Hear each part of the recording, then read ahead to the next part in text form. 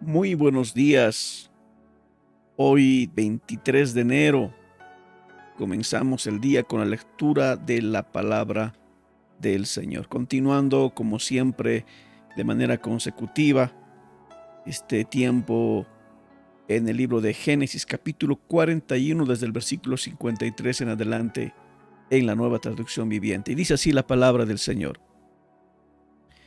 Finalmente acabaron los 7 años de cosechas abundantes en toda la tierra de Egipto. Después comenzaron los 7 años de hambre, tal como José había predicho. El hambre también azotó a todas las regiones vecinas, pero en todo Egipto había alimento de sobra. Con el tiempo, sin embargo, el hambre se extendió por toda la tierra de Egipto también. Cuando la gente reclamó alimento al faraón, él les dijo: vayan a ver a José y hagan todo lo que les diga. Entonces, dada la gravedad del hambre en todas partes, José abrió los graneros y distribuyó grano a los egipcios, porque el hambre era intensa en toda la tierra de Egipto, y llegaba a Egipto gente de todas partes para comprarle grano a José, porque el hambre era intensa en todo el mundo.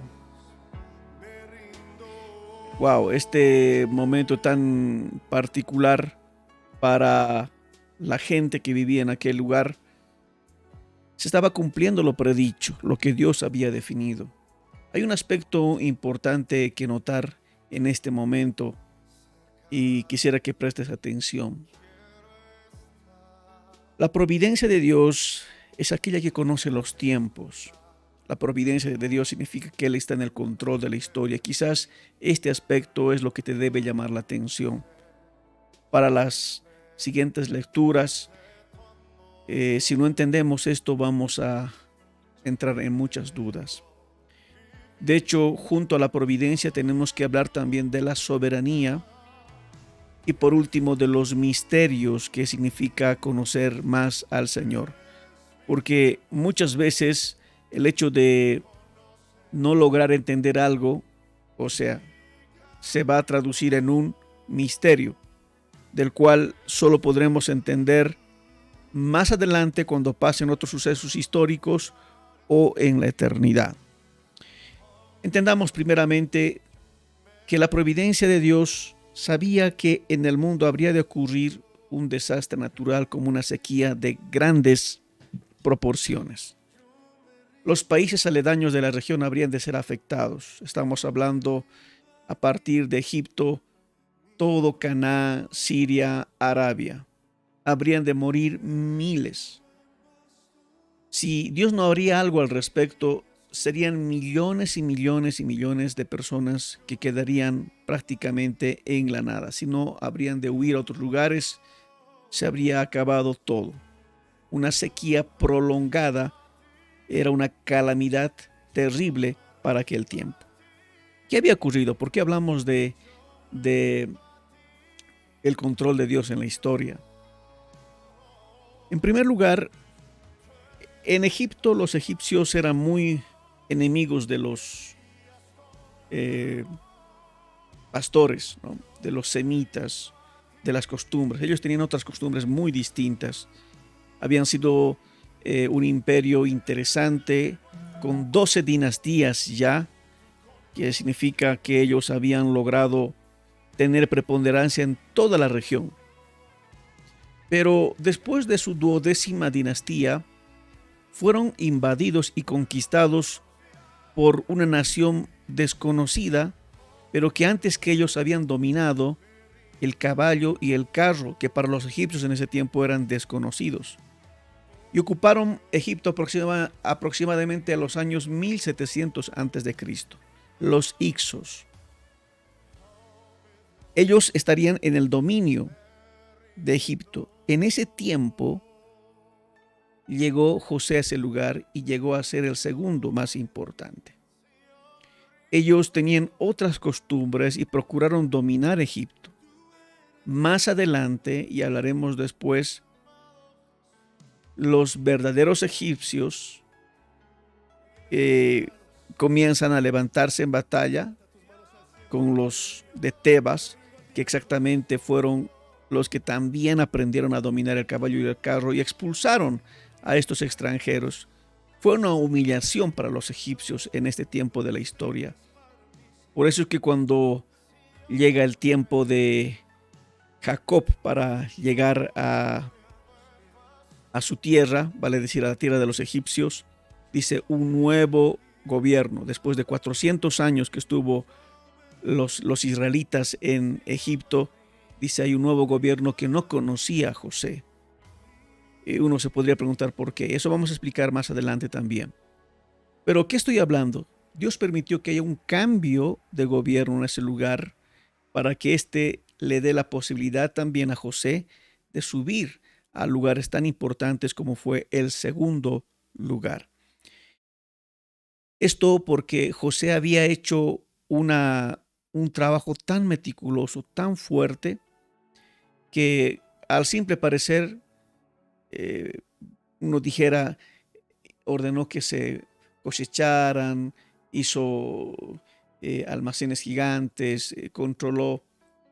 Cuando uno lee la historia, va a encontrar de escribanos que reportan las cantidades exactas que están poniendo. Pero recuerden que hemos leído anteriormente que cuando se colectó tanto el alimento, ya perdieron la cuenta, no pudieron. En otras palabras, estaban haciendo una administración muy, muy detallada de todas las cosas.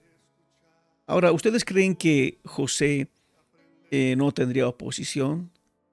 ¿No habría algunos que dirían por qué llegó, quién es él, de dónde es, por qué está en el lugar donde está? Ser líder no significa solamente, por ejemplo, administrar un grupo de personas, una iglesia, en un puesto de trabajo y decir, bueno, ya lo tengo todo.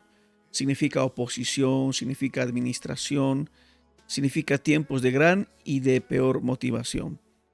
Significa todo una serie de vaivenes que uno no conoce. Por eso es que el líder tiene que estar prácticamente adiestrado a superar todas las dificultades. De esta parte de la vida de José no habla las escrituras, pero mientras él estuvo haciendo ese trabajo y trabajó con gente, habría tenido muchos problemas, pero la tenacidad, la madurez que podríamos decir desde los 17 hasta los 30 años, los 13 años de intensa preparación de parte de Dios, le ayudaron a mantenerse en el lugar.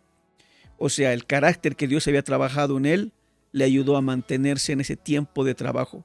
Porque una cosa es ser visto como el segundo en el reino, otra cosa es administrar completamente el lugar. Lo hizo muy bien. Lo hizo muy bien. Dios había preparado en la historia que los Ixos estén en el gobierno de Egipto y que José sea el salvador prácticamente de todos estos pueblos que les estoy comentando. Estamos hablando de los pueblos de Arabia, Siria, Canaán y muchas naciones aledañas que habrían sufrido enormemente. Te pones a pensar qué Dios está haciendo en el mundo en este tiempo, qué está haciendo en las naciones con el tema de la pandemia, cuál es su plan. ¿Ustedes creen que para Dios todo lo que estamos viviendo es una sorpresa? Por supuesto que no, no lo es. Dios sabe los tiempos, conoce. Eso significa que Dios es propicio a nosotros. Por eso tenemos que confiar en nuestro futuro. Es probablemente que lo que vemos no nos gusta y tal vez no nos conviene, pero todavía podemos confiar en Él. Oremos un momento. Padre, gracias Señor. Gracias por tu amor, tu consuelo, tu protección. Señor, conoces los tiempos. Hoy queremos reconocerte. Gracias por la vida, por la salud. Oramos por aquellos que están enfermos. Pedimos tu restauración, no necesariamente los que están con COVID, por ellos y por otros que sufren otras enfermedades, otras limitaciones en sus vidas. Sé propicio, Señor. Padre, gracias, Dios. Gracias por estar en control de los tiempos y de la historia. Haznos temerte y haznos vivir para ti. Gracias te damos, Señor. En el nombre de Jesús. Amén y amén. Les habla el pastor Joel Cuellar desde Sucre, capital de Bolivia. Dios los bendiga mucho. Saludos.